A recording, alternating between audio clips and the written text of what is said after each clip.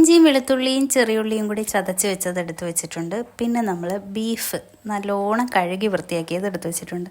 അയ്യോ, ഇതെന്തിനാണെന്ന് പറഞ്ഞില്ലേ? നല്ലൊരു അടിപൊളി ബീഫ് ബിരിയാണി ഉണ്ടാക്കാൻ വേണ്ടിയിട്ടാണേ. അപ്പം അതിന് വേണ്ടിയിട്ട് ബീഫ് കഴുകിയത് ഞാനൊരു കുക്കറിലോട്ട് മാറ്റിയിട്ടുണ്ട്. കുക്കറിലിട്ടാലല്ലേ ബീഫ് വേവുള്ളൂ അല്ലേ? അപ്പം അതിൽ കുറച്ച് മഞ്ഞൾപ്പൊടി, പിന്നെ കുറച്ച് മുളക് പൊടി, ഇതൊക്കെ നിങ്ങളുടെ ആവശ്യാനുസരണം ഉപയോഗിക്കാം. കാരണം നമുക്ക് ഇവിടെ എരി എത്രയാണോ വേണ്ടത് അതനുസരിച്ചിട്ടാണ്. വളരെ കുറച്ച് മല്ലിപ്പൊടി, വളരെ കുറച്ചെന്ന് വെച്ചാൽ വളരെ കുറച്ച് മല്ലിപ്പൊടി മതി. മല്ലിപ്പൊടിയും കൂടെ ഇട്ട് ഗരം മസാല അടുത്ത് കുറച്ചിട്ട് കൊടുക്കണം. നിങ്ങൾക്ക് എത്രയാണോ വേണ്ടത് ഞാൻ പറഞ്ഞില്ലേ അത്രയും ഗരം മസാലയും കൂടെ ഇട്ട്, പിന്നെ ഒരു തക്കാളിയും കൂടി അരിഞ്ഞത് ഇട്ട് കൊടുത്തിട്ട്, ഒരു തക്കാളി എന്ന് പറയുന്നത് 1.5 തക്കാളി വരെ ഇടാം, അത് പ്രശ്നമില്ല.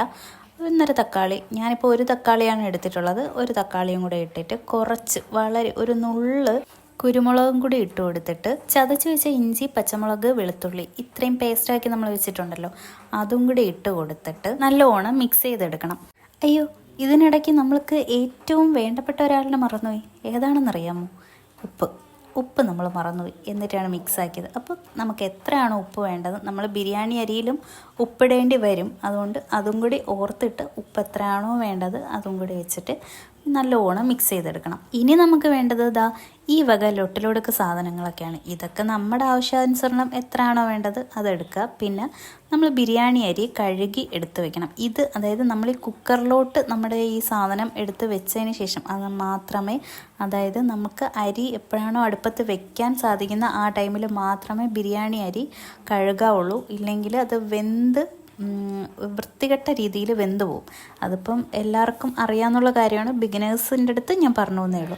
എന്നിട്ട് നമ്മൾ ഏത് പാത്രത്തിലാണോ നമ്മൾ ബിരിയാണി വെക്കാൻ ഉദ്ദേശിക്കുന്നത് ആ പാത്രത്തിലോട്ട് 2 ടീസ്പൂൺ നെയ്യ് എടുത്ത്, അപ്പോൾ ആ നെയ്യൊന്ന് ചൂടായി വരുന്ന ഗ്യാപ്പിൽ നമുക്ക് അടുത്ത് കാഷ്യൂനട്ട് എടുത്ത് വെച്ചിട്ടില്ലേ, അത് മിസും കൂടെ ഇട്ട് നല്ലോണം നെയ്യിൽ വഴറ്റിയെടുക്കണം.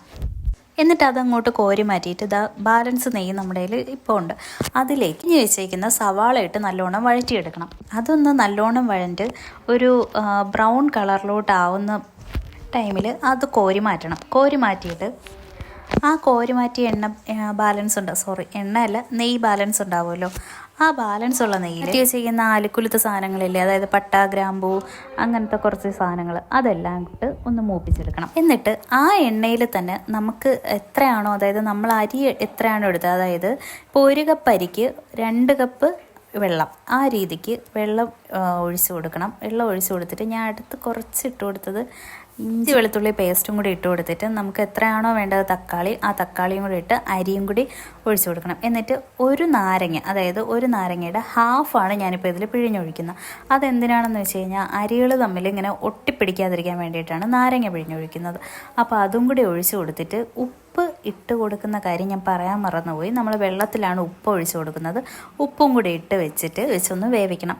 വേവിച്ച് ഒരു ഹാഫ് കുക്ക്ഡ്, അതായത് ഒരു ഹാഫ് അല്ല, ഒരു 1/4 കുക്ക് ആകുമ്പോഴത്തേക്കും, അരി ഒന്ന് 1/4 കുക്ക് ആകുമ്പോഴത്തേക്കും നമ്മൾ കുക്കറിൽ വേവിക്കാൻ വെച്ചിരുന്നില്ലേ, ആ ഇറച്ചി എടുത്ത് ഇതിലേക്ക് ഇട്ട് കൊടുക്കണം. ഞാനിപ്പോൾ ദമ്മൊന്നും അല്ല ചെയ്യുന്നത്, ഞാനൊന്ന് കറിയൊന്ന് മിക്സ് ചെയ്തെടുക്കുന്ന ഒരു ബിരിയാണി, ആ ഒരു ടൈപ്പാണ് ഞാൻ ചെയ്യാൻ ഉദ്ദേശിക്കുന്നത്.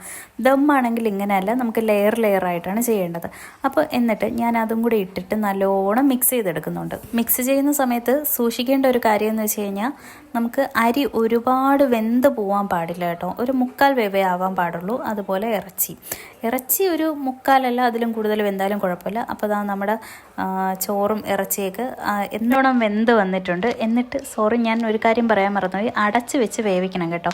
ലോ ഫ്ലെയിമിലിട്ട് അടച്ച് വെച്ച് വേവിക്കണം. എന്നിട്ട് നമ്മൾ ഈ വെച്ചേക്കുന്ന സാധനങ്ങളൊക്കെ ഉണ്ടല്ലോ, നെയ്യിൽ വഴറ്റി വെച്ചേക്കുന്ന സാധനങ്ങളൊക്കെ മുകളിലോട്ടൊന്ന് തൂകിയെടുത്തിട്ട് നമ്മുടെ അടിപൊളി ബിരിയാണി, നല്ല സ്മെല്ലും ഉണ്ട് കേട്ടോ, നല്ല അടിപൊളി ബിരിയാണി റെഡി ആയിട്ടുണ്ട്.